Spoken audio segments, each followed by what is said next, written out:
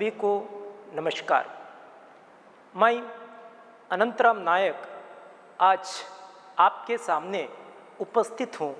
चौथी कविता एक वृक्ष की हत्या को लेकर। कवि है कुंवर नारायण। उनका परिचय हम देख लेंगे कि कुंवर नारायण का जन्म 19 सितंबर 1927 को उत्तर प्रदेश के फैजाबाद में हुआ। 1951 में अंग्रेजी में उन्होंने एमए की उपाधि लखनऊ विश्वविद्यालय से प्राप्त की। श्री नरेंद्र देव और आचार्य कृपलानी के जो कि प्रभाव इनके साहित्य पर दिखाई देता है। चक्रव्यूह इनका पहला काव्य संकलन है जो 1956 में प्रकाशित हुआ। इसके बाद बहुत सारी कृतियां प्रकाशित हो गई है। उदाहरण के लिए परिवेश, अपने सामने, इन दिनों, हम तुम, आत्मजयी, वाजश्रवा के बहाने, तीसरा सप्तक आदि आदि। साहित्य अकादमी पुरस्कार और कबीर सम्मान पुरस्कार के साथ साथ 2005 ईस्वी में ज्ञानपीठ पुरस्कार भी इन्हें मिल गया है। 2009 ईस्वी में भारत सरकार ने इन्हें पद्म भूषण उपाधि से सम्मानित किया। 15 नवंबर 2017 में इनकी मृत्यु हो गई है। प्रस्तुत कविता एक वृक्ष की हत्या में कवि कुंवर नारायण की गहरी संवेदना दिखाई देती है, खासकर पेड़ के प्रति, पेड़ या वृक्ष के प्रति या प्रकृति के प्रति इनकी संवेदना हमें दिखाई देती है। संवेदना का अर्थ आप जानते होंगे, फीलिंग्स है। आपके घर में अगर पालतू कुत्ते हैं या पालतू जानवर है, अगर बिल्ली है या गाय है जो आपके द्वारा जो पाली गई है, उसके प्रति आपकी एक अलग संवेदना होगी। या आपके द्वारा अगर कहीं साग या सब्जी या तरकारी उगाए गए हैं और उसमें जो कि बहुत सारे जो कि फल हो, तरकारी हो रहे हैं, तो आपको उसके प्रति एक गहरी संवेदना होगी, एक फीलिंग्स होगा। अतः कि जो आपके दोस्तों के प्रति आपकी एक अलग संवेदना होगी। संवेदना शब्द आते ही कि जो हमें श्री रविंद्रनाथ ठाकुर और उसके साथ साथ लियो टॉल्स्टॉय जैसे महान साहित्यकारों की याद आ जाती है। वे भी जो कि प्रकृति प्रेमी थे, पेड़ों के प्रति उनका अटूट लगाव था, रिश्ता था। लियो टॉल्स्टॉय की एक छोटी सी उनकी जिंदगी से संबंधित कहानी मुझे याद आ रही है, वो आपके सामने प्रस्तुत कर देता हूं मैं। लियो टॉल्स्टॉय जो कि बहुत बड़े साहित्यकार हैं, जिन्होंने कि द वॉर एंड पीस और अन्ना करेनिना जैसे महान कृतियों को जो दे दिया, उनके बचपन में ही उनके माता पिता की मृत्यु हो गई थी। उनके माता पिता की मृत्यु के बाद उन्हें कि उनके हिस्से की जो जायदाद और जमीन, ढेर सारे जो पैसे मिल गए हैं। अतः कि जो उनके हिस्से में लगभग 5400 एकड़ भूमि तथा 330 गुलाम, बहुत सारे पैसे लियो टॉल्स्टॉय के हिस्से में मिल गए हैं।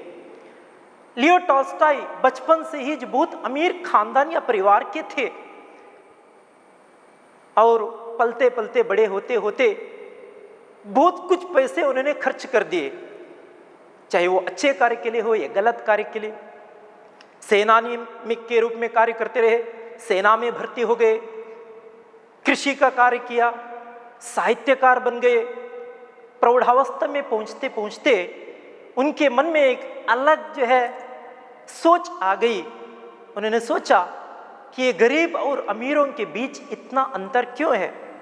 अमीर एक और अमीर बनते जा रहे हैं और गरीब जो कि और भी गरीब बनते जा रहे हैं। इस प्रकार की असमानता क्यों है? शायद जो कि अमीर इसलिए अमीर बन रहे हैं क्योंकि जो गरीब जो है कि खून पसीना एक करके जो काम किया करते हैं उनके लिए मर मिटते हैं गरीब।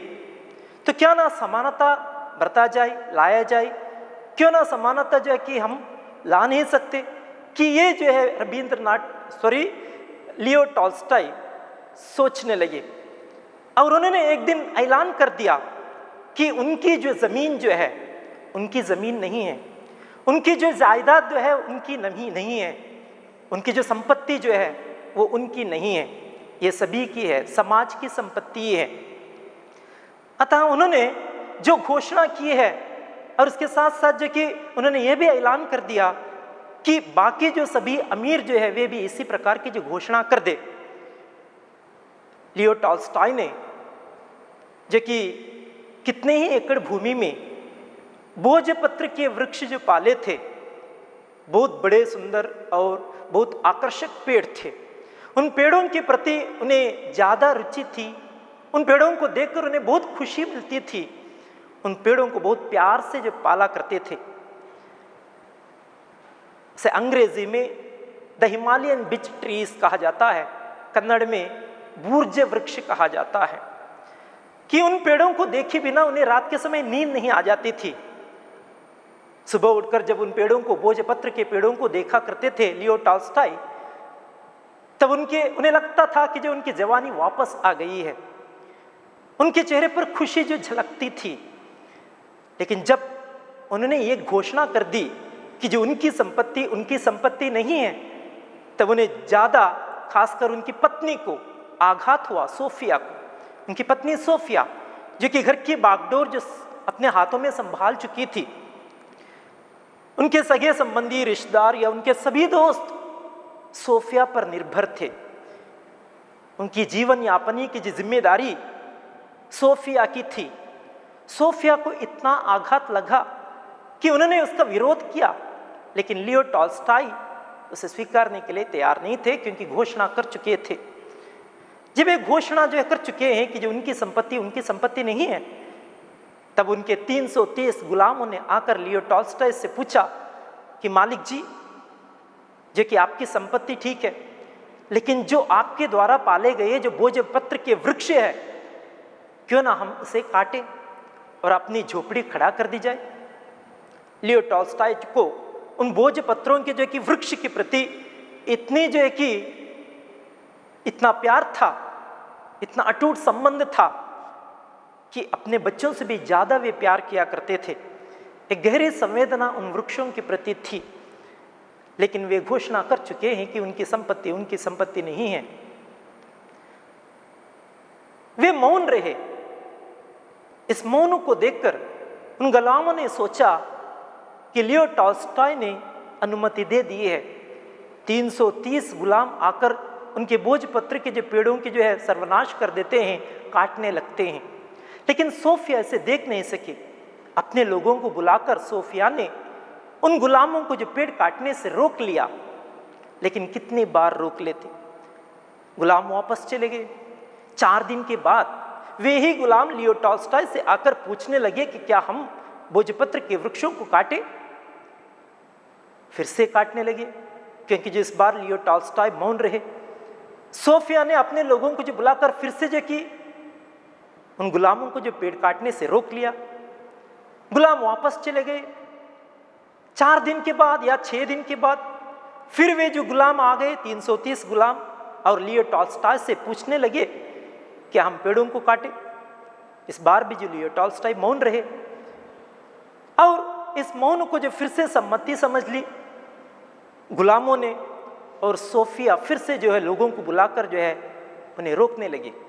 ऐसा ही चलता रहा। लगभग जो कई महीने के बाद देखते देखते लियो टॉल्स्टॉय के आंखों के सामने उनके पाले गए जो है भोजपत्र के पेड़ पूरे के पूरे धराशायी हो गए, पूरे के पूरे साफ हो गए हैं। उन्हें भी आघात हुआ, क्योंकि जो ज्यादा पेड़ों से प्यार किया करते थे। और इसी आघात को सह ना सकने के कारण लियो टॉल्स्टॉय घर छोड़कर बुढ़ापे में एक किसी रेलवे स्टेशन के पास चले गए। होश भी खो बैठे हैं, यहाँ तक कि जो उनकी मृत्यु वही हो गई है।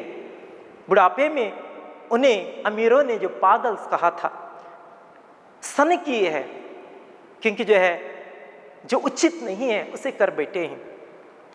लियो टॉल्स्टॉय अगर ठीक समय पर जो है उन पेड़ों को जो गुलामों के द्वारा कटवाने इसके रोकते तो शायद उनकी ये हालत नहीं होती। अतः उन पेड़ों को जो काटते हुए देखकर वे सह नहीं सके। रविंद्रनाथ ठाकुर हो या लियो टॉल्स्टॉय जैसे जो कि प्रकृति प्रेमी की संवेदना जिस प्रकार की है, उसी प्रकार की संवेदना कुंवर नारायण की इस कविता में दिखाई देती है। संवेदना का अर्थ है फीलिंग्स है।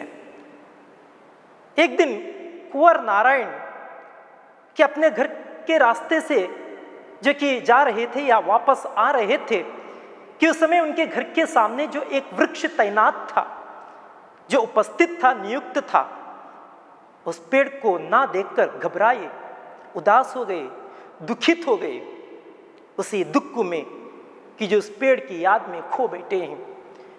कुंवर नारायण भी उस पेड़ को अपने दोस्त के रूप में मानते थे।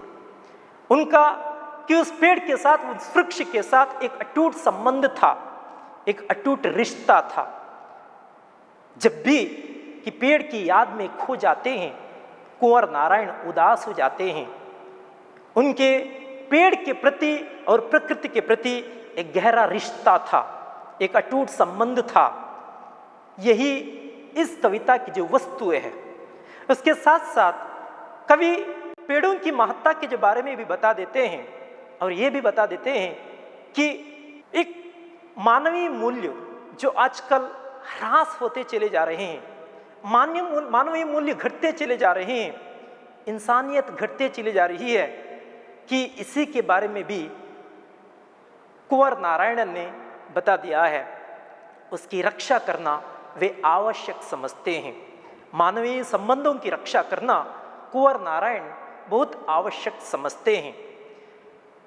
हिंदी में जैसे कि पेड़ों की रक्षा की जागृति के जो बारे में लिखा गया है, अंग्रेजी में भी आपने इसी प्रकार जो पढ़ा होगा।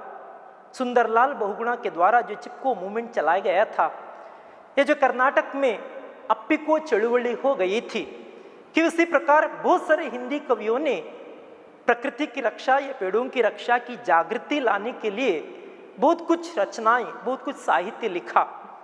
और उसमें एक जो है कि एक वृक्ष की हत्या कुंवर नारायण की कविता है।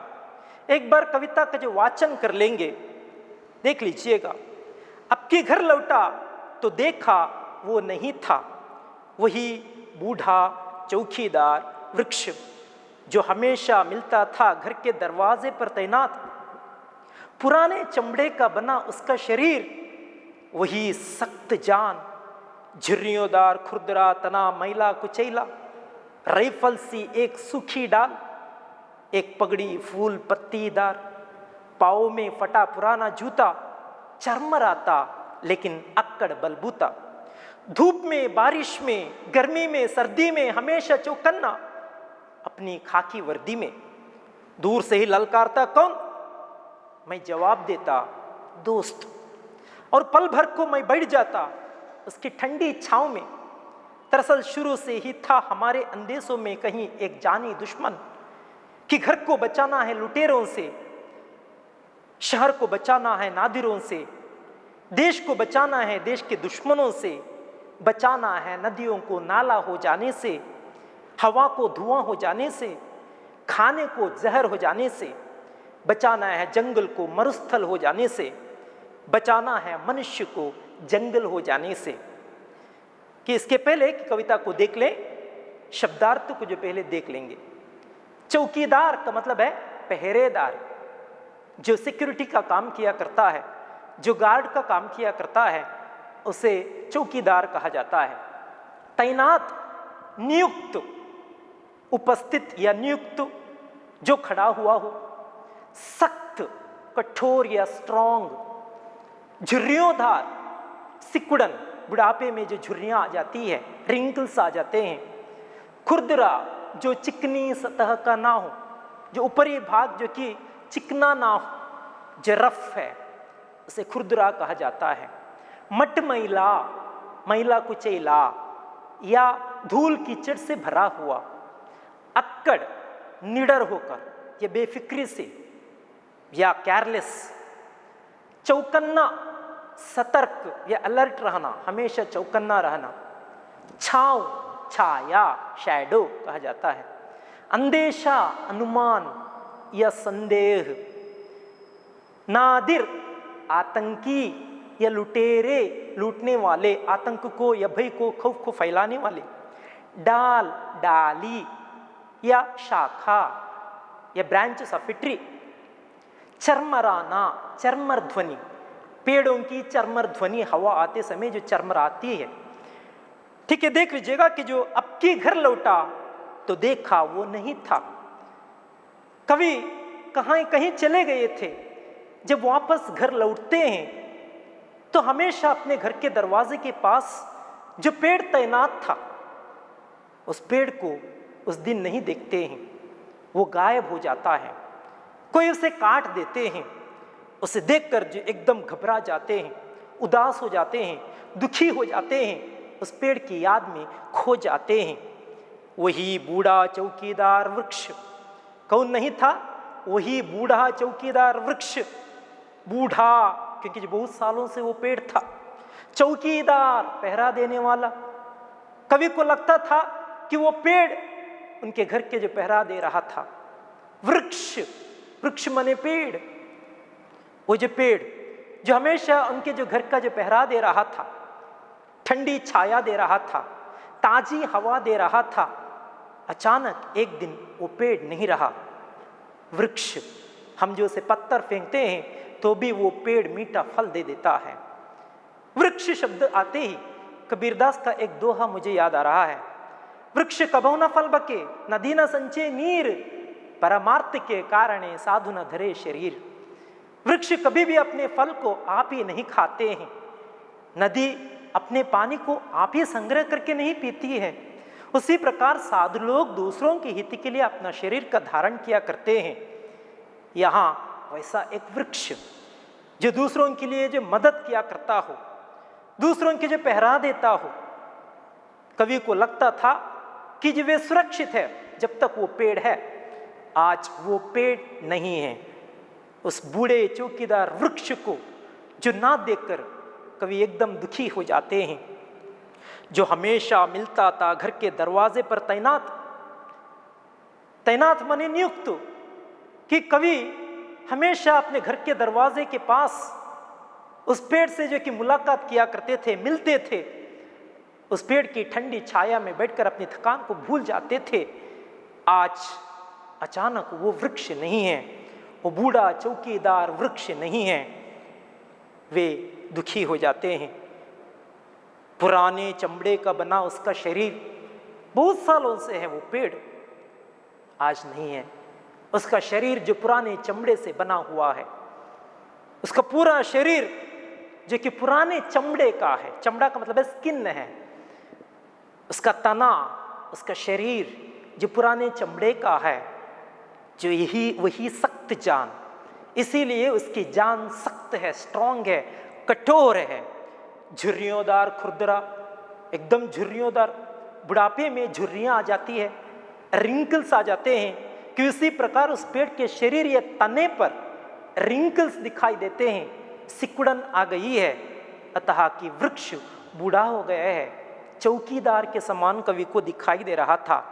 झुर्रियोंदार, खुरदरा, जो चिकनी सतह का ना हो या कि जो रफ हो, उसका तना, उसका स्टेम जो है, उसका तना जो है, तना का मतलब है स्टेम है, उसका तना जो है एकदम रफ था, क्योंकि जो बहुत सालों से वो वहाँ जो तैनात था।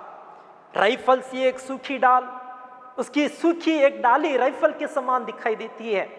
अंग्रेजी शब्द है राइफल, राइफल के समान दिखाई देती है। जाहिर है कि जो कहीं कुछ पेड़ों की डालियां सूख गई हो तो हमें अपने कल्पना के अनुसार अलग अलग जो शेप में, अलग अलग आकार में वो जो पेड़ों की डाली दिखाई देती है। कवि की जो इमेजिनेशन है imagination is more powerful than knowledge. कवि जो कि कल्पना किया करते हैं कि वो पेड़ की डाली राइफल के समान दिखाई देती है। राइफल सी एक सूखी डाल, डाल का मतलब है डाली, राइफल के समान एक सूखी डाल दिखाई देती है। एक पगड़ी फूल पत्तीदार, उसके ऊपर जो फूल और पत्ते हैं, कैसा लगता था जैसे उसने जो पगड़ी पहन रखी हो। पगड़ी का मतलब है टर्बन, जो माथे को जो बांधा जाता है, कन्नड़ में मुंडासु कहा करते हैं। कि कवि को लगता था, कुंवर नारायण को, कि जैसे उस वृक्ष ने फूल और पत्तों की एक पगड़ी पहन रखी हो, माथे पर एक बांध रखी हो। एक पगड़ी फूल पत्तेदार, पाँव में फटा पुराना जूता, उसकी जड़ें, उसकी रूट्स, वृक्ष के जो है जड़े कवि को जो कि जूते के समान दिखाई देते हैं, वो भी पुराने बन गए हैं। फटे हुए पुराने जूतों को पहनकर वो बूढ़ा चौकीदार वृक्ष मेरे घर के दरवाजे पर तैनात था। आज वही बूढ़ा चौकीदार वृक्ष दिखाई नहीं दे रहा है। चरमराता लेकिन अक्कड़ बलबूता, हवा में चरमर चरमर ध्वनि उसकी सुनाई देती थी, लेकिन अपने स्थान से वो हटता नहीं था। अक्कड़ ये बेफिक्री से निडर होकर वो अपने पांव के जो बलबूते पर खड़ा था, वही वृक्ष, बूढ़ा चौकीदार वृक्ष, चाहे वो धूप हो, बारिश हो, गर्मी हो, सर्दी हो, धूप में धूप की परवाह किए बिना, बारिश हो, बरसात हो, गर्मी हो, ताप हो, या सर्दी हो, जाड़े में भी, इन सभी की जो परवाह किए बिना वो मेरे घर के जो पहरा दे रहा था। मुझे लग रहा था कि मैं सुरक्षित हूं, मेरा घर सुरक्षित है, लेकिन आज असुरक्षा की भावना मुझे सता रही है, क्योंकि वो पेड़ नहीं है। किस प्रकार जो वो पहरा दे रहा था, धूप में, बारिश में, गर्मी में, सर्दी में, हमेशा चौकन्ना, हमेशा सतर्क रहा करता था, हमेशा चौकन्ना रहा करता था कि वो पेड़, लेकिन आज वो पेड़ दिखाई नहीं दिया। हमेशा चौकन्ना, अपनी खाकी वर्दी में, उसके जो तने पर या शरीर पर जो कि धूल या कीचड़ लगकर उसकी वर्दी भी जो खाकी के रूप में बदल गई है। वर्दी का मतलब है यूनिफॉर्म। जैसे पहरेदार जो है कि वो जो यूनिफॉर्म पहनकर खड़ा रहता है पहरा देने के लिए, उसी प्रकार कवि को लग रहा था कि जो खाकी वर्दी में वो मेरे घर के पहरा दे रहा है। मेरे घर के पास था वो, मेरे घर के जो द्वार पर, दरवाजे पर तैनात थे, मेरे घर की रक्षा करते, मेरी रक्षा करते। वो चौकीदार जब कोई आता था तो पूछता था वो चौकीदार, बूढ़ा वृक्ष, कौन? दूर से ही ललकारता, कौन? मुझसे भी जो उसने पूछा था कि कौन? पहरेदार हमेशा सतर्क रहते हैं, हमेशा चौकन्ना रहते हैं, अलर्ट रहते हैं। जब भी कोई आते हैं तो पूछते हैं, कौन? तुम कौन हो? कवि से भी जो पूछा तब कवि जवाब देते थे, मैं तुम्हारा दोस्त। दोस्त को तो छोड़ देते हैं प्रवेश के लिए। आप जानते होंगे कि जो दोस्त का क्या मायना है, क्या महत्ता है। आपकी जिंदगी में भी दोस्त होंगे। दोस्त आपके काम आते हैं क्या? दूसरों के काम आते हैं? आपने जिन लोगों को दोस्त के रूप में जो चुन लिया है, वे दोस्त कैसे हैं? क्या आपकी मदद क्या करते हैं?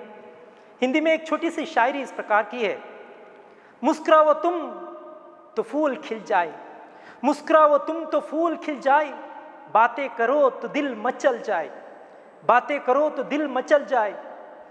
इतनी दिलकश है तुम्हारी दोस्ती, इतनी दिलकश है तुम्हारी दोस्ती कि दोस्त तो क्या दुश्मन भी तुम पर फिदा हो जाए। ऐसे दोस्त है आपके? यहां कवि का जो दोस्त, जो पेड़ है, बूढ़ा चौकीदार वृक्ष है, कि वो सच्चा दोस्त है। क्योंकि जो कवि के थकान को जो कि वे उस ठंडी छाया में जो भुलाया करते थे, अपनी ठंडी जो कि उस ठंडी छाया में कवि जो बैठ जाते थे उस पेड़ के नीचे और अपने थकान को जो भूल जाते थे, कि यहाँ पेड़ की महत्ता के जो बारे में बताया गया है कि पेड़ की क्या महत्ता है। ठंडी छाया देता है पेड़, ताज़ी हवा मिल जाती है, फूल और जो कि पत्ते, उसके साथ साथ जो फल भी जो है कि पेड़ देते हैं, या ऑक्सीजन या प्राणवायु जो कि पेड़ बढ़ाते हैं, पेड़ों के कारण जो प्राणवायु या ऑक्सीजन हमें मिल जाता है, और उसके साथ साथ बहुत कुछ सामग्री बनाने के लिए पेड़ों का इस्तेमाल किया जाता है, या कि धूप या गर्मी को जो कम किया करते हैं पेड़, बहुत कुछ जो कि फायदे हैं पेड़ों के, कि वही कवि बता रहे हैं। दूर से ही ललकारता कौन, मैं जवाब देता दोस्त, मैं तुम्हारा दोस्त हूं। और क्या करते कवि, और पल भर को बैठ जाता उसकी ठंडी छांव में। एक क्षण के लिए कवि उस पेड़ की छाया में बैठ जाते हैं। कवि अपनी थकान को उस छाया में जो बैठकर भूल जाते हैं, क्योंकि जो वो बूढ़ा चौकीदार वृक्ष जो कि उनका दोस्त है। दरअसल शुरू से ही था हमारे अंदेशों में कहीं एक जानी दुश्मन, कि उस पेड़ को किसने काटा होगा, जिसने भी काटा है वो दुश्मन ही होगा। कवि बता रहे हैं कि जो उनके मन में एक अंदेशा है, एक संदेह है, एक अनुमान है कि इसी ने जो पेड़ को काटा होगा, जिसने भी पेड़ काटा है वो जानी दुश्मन है। क्योंकि आज पेड़ को काट गए हैं या काट दिया है उन्होंने, कल हमारे घर में जो घुसेंगे वे हमारे देश को जो बर्बाद कर देंगे, इसी प्रकार जो पेड़ काट कर। दरअसल शुरू से ही था हमारे अंदेशों में कहीं एक जानी दुश्मन, कि घर को बचाना है लुटेरों से, शहर को बचाना है नादिरों से। लुटेरे का मतलब है कि लूटने वाले, लुटेरे कहा जाता है लूटने वाले, या नादिर आतंकी। लुटेरे, नादिर खौफ या जो डर को फैलाने वाले, पेड़ को काटकर जो कि डर को फैलाते हैं वे आतंकी है, आतंकवादी है, टेररिस्ट है वे। अगर इसी प्रकार पेड़ को काटते गए, दुश्मन है। प्रस्तुत कविता में देश प्रेम भी दिखाई देता है। इस कविता में कवि अपने देश प्रेम को जो दिखाते हैं, कि इसी प्रकार जो केदारनाथ अग्रवाल की एक मुझे छोटी सी पंक्ति याद आ रही है। मर जाऊंगा तब भी तुमसे दूर नहीं हो पाऊंगा, मर जाऊंगा तब भी तुमसे दूर नहीं हो पाऊंगा। मेरे देश तुम्हारी छाती की मिट्टी मैं हो जाऊंगा, मेरे देश तुम्हारी छाती की मिट्टी मैं हो जाऊंगा। इसी प्रकार के देश प्रेम से ओतप्रोत ये कविता कुंवर नारायण की, जिसमें वे बता रहे हैं कि जो जानी दुश्मन है, जिसने भी जो पेड़ को काटा, पेड़ों की रक्षा करने की जिम्मेदारी हमारी है। पेड़ों को ना काटने के लिए कहा करते हैं। दरअसल शुरू से ही था हमारे अंदेशों में एक जानी दुश्मन, जो जानी दुश्मन है जिसने पेड़ को काट लिया, कि उनसे, लुटेरों से घर को बचाना होगा। जिसने भी जो पेड़ को काटा है, उन लुटेरों से हमारे घर को बचाना है, शहर को बचाना है इन नादिरों से, ताकि शहर बर्बाद ना हो। प्रदूषण जो बढ़कर, अगर पेड़ काटते चले गए तो प्रदूषण बढ़ेगा। दिल्ली की जो है कि पोल्यूशन या प्रदूषण को आपने देखा होगा कि किस प्रकार मास्क लगाकर, आजकल सभी मास्क लगाते हैं, मास्क लगाकर जो घूम रहे थे एक जमाने में, आजकल जो है प्रकृति अपने आप को संतुलित कर रही है। अगर प्रकृति पर प्रहार किया हमने, अगर प्रकृति को सत्यानाश करने के लिए देखा, तो प्रकृति हम पर प्रहार करती है। इसके लिए एक अच्छा उदाहरण आजकल के जो दिनों में आप देख सकते हैं कि कोविड के कारण कि किस प्रकार लोगों की जिंदगी बदल रही है, हर एक की जिंदगी बदल रही है। प्रकृति हर एक इंसान को सबक सिखा रही है। अगर प्रकृति पर प्रहार करते चले गए तो प्रकृति हम पर प्रहार करेगी, जिस प्रकार आजकल हम देख रहे हैं। अतः कि जो शहर बर्बाद हो जाएगा, शहरों में प्रदूषण बढ़ेगा, गांवों में प्रदूषण बढ़ेगा, शहर नष्ट होगा, देश नष्ट होगा। शहर को बचाना है नादिरों से, आतंकियों से, शहर को बचाना है, देश को बचाना है इन दुश्मनों से। देश के दुश्मन हैं जो पेड़ काटने वाले, देश के दुश्मन हैं। बचाना है नदियों को नाला हो जाने से। पेड़ों को काटकर चले गए तो पानी का प्रदूषण बढ़ जाता है, जल प्रदूषण बढ़ जाता है, नदियां नाले हो जाते हैं। कई नदियां लुप्त होती जा रही है प्रदूषण के कारण या गर्मी के बढ़ने के कारण। नदियां नाले हो जाते हैं, नदी से भी नाले छोटे हैं। एक दिन नदी लुप्त हो जाती है या नदी में जो प्रदूषण या जल प्रदूषण बढ़ जाता है पेड़ों को काटने की वजह से इस प्रकार हो रहा है। हवा को धुआं हो जाने से हवा धुआं हो रही है, ताज़ी हवा हमें नहीं मिल रही है। जो कुछ हम सांस लेते हैं उसमें कितना प्रदूषण पोल्यूशन भर गया है। ऑक्सीजन की कमी होती है, प्राणवायु की कमी होती है। पेड़ों को ज़्यादा लगाने से ठंडी छाया आ जाती है, ठंडी हवा आ जाती है, अतः कि उसमें बैठकर अपने थकान को भूल सकते हैं। या कि ऑक्सीजन जो है कि एकदम ताज़ा हो जाता है, एकदम ताज़ा ऑक्सीजन मिल जाता है। ज़्यादा पेड़ों को लगाने के लिए कह रहे हैं।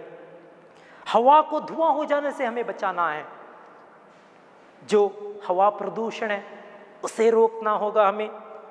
खाने को जहर हो जाने से, जो खाना हम खा रहे हैं वो खाना नहीं है, जहर बनता चला जा रहा है। हर एक में जो आजकल मिलावट है, शुद्ध चाहे चावल हो या गेहूं हो या कुछ भी जो चीज़ें हमें बिल्कुल नहीं मिल जाती है मिलावट के बिना, चाहे आप गोभी खरीद ले, साग सब्जी, या चावल खरीद ले, गेहूं खरीद ले, सभी में जो मिलावट है। या कि साग सब्जियों को जो उगाने के लिए रासायनिक खाद्य पदार्थों का जो इस्तेमाल हो रहा है, केमिकल्स या फर्टिलाइजर्स का इस्तेमाल हो रहा है, जिसके कारण आजकल हम कि जो यही खा रहे हैं जहर, शुद्ध खाना हमें बिल्कुल नहीं मिल जाता है। अतः कि उसे रोकना होगा। खाना जो जहर बनता चला जा रहा है उसे हमें रोकना होगा। बचाना है जंगल को मरुस्थल हो जाने से। जंगल जो काटते काटते मरुस्थल या रेगिस्तान या मरुभूमि हो रही है। मरुस्थल का मतलब है रेगिस्तान है, मरुभूमि। आजकल जंगल साफ होते दिखाई दे रहे हैं, रेगिस्तान हो रहा है पूरा प्रदेश मरुभूमि हो रही है। अतः कि जंगल को जो साफ करने से हमें रोकना होगा ताकि रेगिस्तान प्रदेश ना बने। बचाना है मनुष्य को जंगल हो जाने से। लेकिन इसके पहले कि हमें जो है कि इंसान को जंगली हो जाने से बचाना है, क्योंकि मानवीय संबंध आजकल भूल रहे हैं, इंसानियत को भूल रहे हैं। कहीं राजमार्ग में बहुत सारी गाड़ियां हाईवे में आती जाती देखते होंगे आप। कहीं एक दुर्घटना घटने पर मनुष्यों का जो है कि रवैया इस प्रकार जो दिखाई देता है जैसे उनका उस दुर्घटना से कोई संबंध ना हो। इंसानियत को भूल रहे हैं। जो कल उन्हें आज हमें भी हो सकता है। अतः कि इंसानियत को कभी मत भूलिएगा। मानवीय संबंधों के जो बारे में कभी बातें कर रहे हैं कि आजकल जो मानवीय संबंध लुप्त होते जा रहे हैं, उसका सत्यानाश होते जा रहा है। उन मानवीय संबंधों को बचाना होगा। इंसान को जंगली बनने से बचाना होगा, इंसानियत को बचाना होगा। लेकिन फिर भी हम पेड़ों को काटने की गलतियां करते रहते हैं। पेड़ों की महत्ता के बारे में कि संस्कृत में भी एक श्लोक या सुभाषिता इस प्रकार है, सेवितव्यो महावृक्षः फलच्छाया समन्वितः यदि देवाद फलम नास्ति, यदि देवाद फलम नास्ति छाया केन निवार्यते। पेड़ फल और छाया देते हैं। अगर जो पेड़ फल नहीं देते हैं तो कोई बात नहीं, छाया तो देते होंगे। पेड़ की छाया को कौन रोक सकते हैं? इसलिए कि जो पेड़ों की रक्षा करना बहुत आवश्यक है। पेड़ों को काट लिया तो जो अपने आप को जो नुकसान करने के समान है। लेकिन फिर भी इंसान गलती के ऊपर गलती करते चले जाते हैं, जिंदगी भर गलती किया करते हैं, उम्र भर गलती करते रहे, उम्र भर यूं ही गलती करते रहे, उम्र भर यूं ही गलती करते रहे। धूल चेहरे पर थी और आईना साफ करते रहे। कभी पेड़ों को काटने मत जाइएगा। प्रकृति की रक्षा की जिम्मेदारी हमारी है। उसके प्रति जो कवि ने जिस प्रकार गहरी संवेदना व्यक्त की है, हमें भी जो है प्रकृति के प्रति थोड़ी सी संवेदना होनी चाहिए। चाहे वो पहाड़ हो, नदी हो, पेड़ हो, पौधे हो। ज़्यादा जो पेड़ या झाड़ लगाइएगा, पेड़ों की रक्षा कीजिए, प्रकृति की रक्षा कीजिएगा। कि उसके साथ एक छोटी सी शायरी के साथ कि इस कविता को जो हम समाप्त कर देते हैं कि पेड़ों को दोस्त के रूप में देख लीजिएगा आप। पेड़ों को दोस्त के रूप में गले लगाइएगा। कि उसी से संबंधित एक छोटी सी शायरी है कि दोस्त दोस्त नहीं खुदा होता है, महसूस तब होता है जब जुदा होता है। बिना दोस्त के जीना एक सजा होता है, दोस्त पेड़ जैसा हो तो जीवन एक मजा होता है। धन्यवाद।